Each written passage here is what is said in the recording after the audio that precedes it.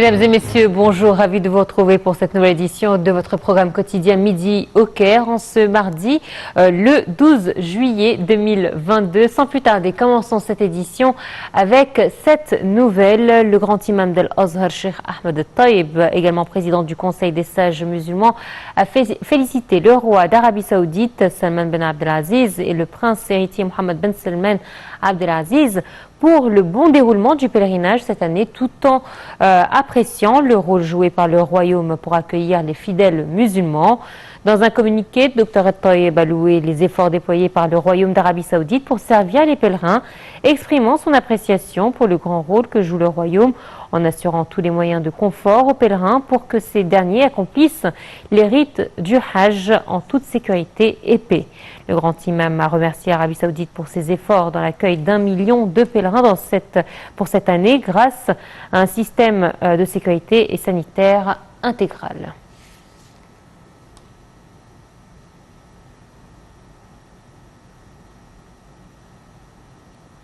Et toujours dans cette ambiance festive, les organes du ministère de l'Intérieur poursuivaient la sécurisation des célébrations de l'Aïd al-Adha.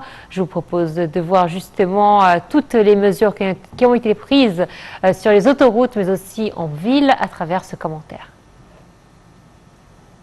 Les organes du ministère de l'Intérieur poursuivent la sécurisation des célébrations d'Aïd al-Adha. Tous les secteurs du ministère de l'Intérieur au niveau de la République sont soucieux d'exécuter le plan de sécurité élaboré pour imposer les disciplines, préserver la sécurité et lutter contre les crimes. Les plans sécuritaires incluent le déploiement de checkpoints, des forces de l'ordre dans tous les axes et les institutions vitales ainsi que des agents de police.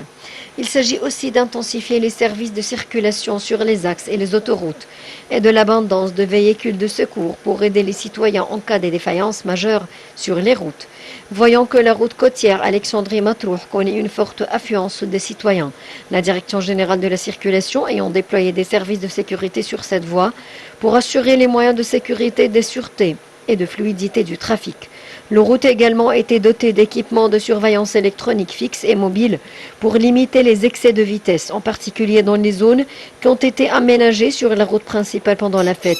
Les Égyptiens ont afflué vers les jardins publics dans une atmosphère festive, malgré les fortes températures pendant la matinée. La corniche du Nil, le zoo et les villes côtières ont également connu une affluence des citoyens qui y passaient les vacances de la fête. Pour leur part, les hommes de la police dans tous les gouvernorats de la République ont distribué des fleurs et des cadeaux aux citoyens dans les rues, les places et les jardins en leur souhaitant bonne fête.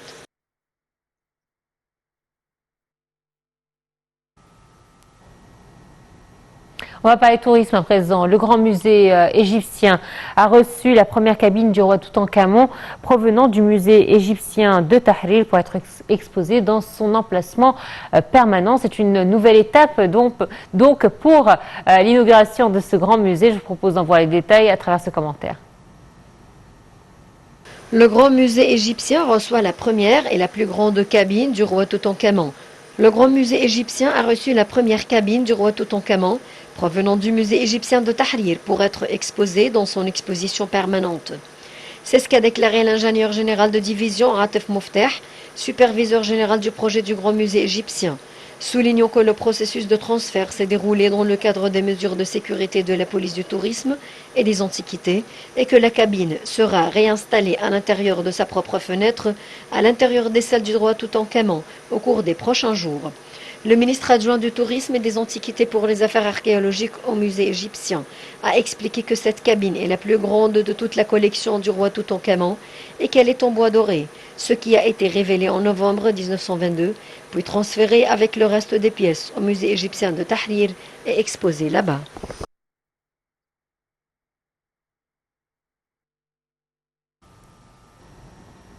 Et justement, nous a rejoint par téléphone notre guide touristique Simon Sawyer. Bonjour. Bonjour. Alors c'est vrai que là, nous avons une nouvelle pièce importante et de taille qui s'ajoute à la collection de Toutankhamon dans le grand musée égyptien. On sent cet excitement par rapport à l'approche de l'inauguration du musée et ceci nous procure beaucoup de plaisir. Oui, ça c'est vrai. Le fait que cette pièce a été transportée présente qu'on s'approche énormément de l'heure de l'ouverture, car le trésor de Toutankhamon, c'est celui qui a donné toute la richesse au musée d'El Tahrir. Le fait que le gouvernement ait pris cette décision de faire ce transfert veut dire que l'inauguration est très bientôt et on est proche de la finale. Cette pièce qui a été transportée, elle fait part d'un trésor d'une beauté inouïe. Elle fait part des 4 pièces en bois qui surmontaient le trésor de Toutankhamon. Ça, c'est la plus grande qui était en bois avec des feuilles d'or.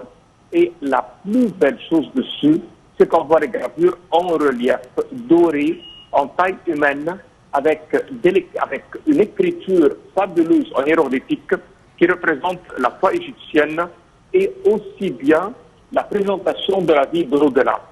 Ce trésor qui a été bien caché dans cette tombe qui a été découvert en 1922 représente la plus belle collection d'une tombe de l'histoire de l'homme. Aussi bien la quantité d'or la plus importante, car ici on parle plus que 150 kg d'or massif d'une pureté 23 carats.2 qui a été travaillée avec une exactitude et un détail fabuleux. Cette pièce, aussi bien, elle a l'avantage, c'est que c'était comme un peu ce qu'on appelle les poupées russes. Ça veut dire on emboîtait les pièces l'une derrière l'autre. Et ici, on repère le travail du menuisier égyptien qui a pu faire un descriptif pour démonter et remonter les pièces sur le bois même.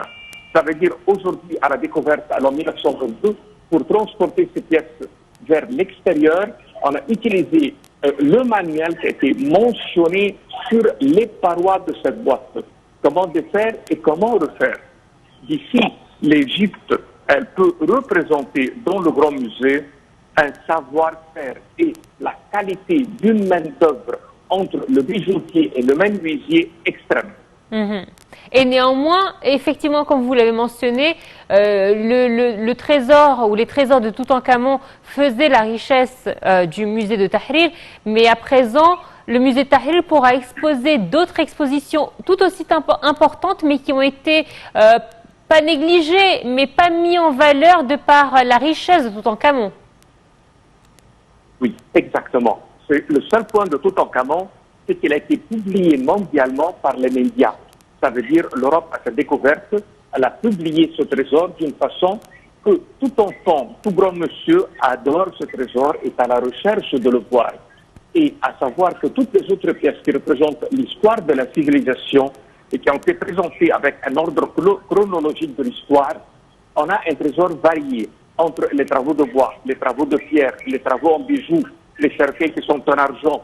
On a les momies qui sont encore exposées, malgré la collection qui est partie. Le grand musée du Caire, d'El Tahrir, il est très riche en valeurs archéologiques, historiques pour l'Égypte. Maintenant, une fois que les gens viennent visiter le musée avec une partie du trésor qui a été transférée, ils vont retrouver des merveilles et c'est le guide touristique qui représente la valeur de ces pièces entre le côté historique, aussi bien le travail manuel qui a été travaillé dessus. Nous, quand on regarde nos trésors, on voit un détail qui nulle part ailleurs qui se représente. Par exemple, le détail des statues qui représentent l'image humaine. L'histoire elle-même symbolique de l'Égyptien à propos de l'au-delà qui a été reflétée sur ces travaux. On repère aussi bien l'idéalisme égyptien sur le sujet de l'être humain qui se reflète sur ces travaux manuels. On repère aussi bien les qualités éducatives qui sont là-dedans, aussi bien qu'il y a les ateliers de l'art, aussi bien le domaine de la médecine. L'Égyptien, dans le grand musée du Caire, il a pu représenter une histoire de la civilisation, l'histoire de l'homme, l'histoire de l'évolution et comment aujourd'hui on bénéficie de ce savoir-faire et de cette évolution et de cette culture, aussi bien les traditions égyptiennes qui ont voyagé dans tous les continents du monde. Tout cela, on le voit et on le sent à l'intérieur. Monsieur Simon Saher, vous êtes guide touristique. Merci à vous d'avoir été des nôtres ce matin. On entame une courte pause et on se retrouve tout de suite après.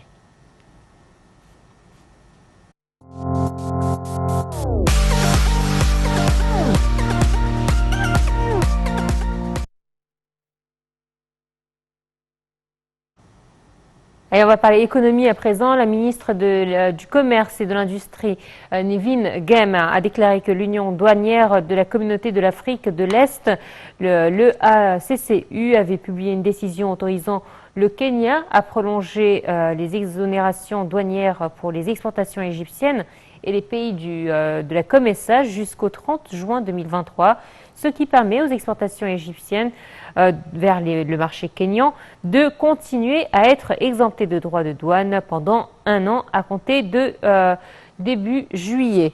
Le bureau de représentation commerciale égyptien dans la capitale kenyane à Nairobi a mené de nombreux contacts à tous les niveaux diplomatiques ainsi qu'avec divers départements gouvernementaux et non gouvernementaux pour travailler au renouvellement de cette décision à l'occasion de l'approche de la date d'expiration de l'exemption ou de l'exemption accordée par la communauté de l'Afrique d'Est au Kenya, qui s'est terminée donc le 30 juin 2022, a dit la ministre dans un communiqué.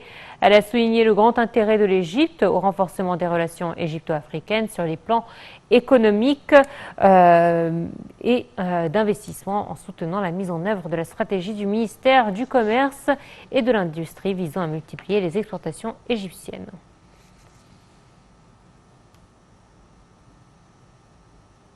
Et le ministre des Finances, Mohamed Maït, a souligné que 356 millions de livres égyptiennes de l'exercice 2022-2023 seront consacrés à la protection sociale, la subvention, alors que 400 millions de livres égyptiennes seront réservés à améliorer les conditions des employés de l'État, notamment en ce qui concerne les salaires et les compensations. Sous les directives du président Abdel Fattah el-Sisi, le gouvernement doit œuvrer pour remédier aux répercussions de l'inflation de manière à alléger les fardeaux qui pèsent sur le dos du citoyen notamment.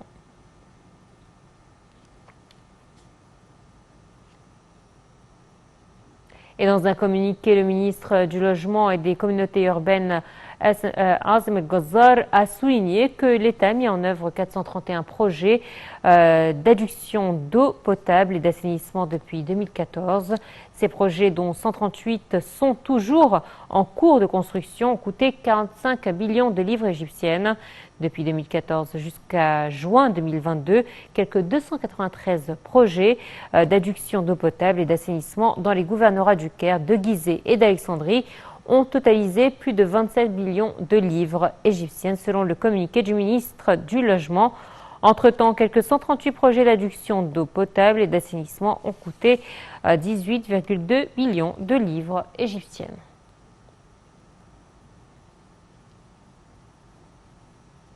Et enfin, l'ambassadeur d'Égypte en Belgique, Badr Abdelghati, s'est entretenu avec nombre de députés européens en marge de sa participation à la séance plénière du Parlement européen tenue à Strasbourg, a indiqué le ministère des Affaires étrangères sur sa page Facebook. Son Excellence ambassadeur a passé en revue lors de ces rencontres les mesures prises par l'État égyptien pour réaliser le développement et la modernisation sur les plans politiques, économiques et social.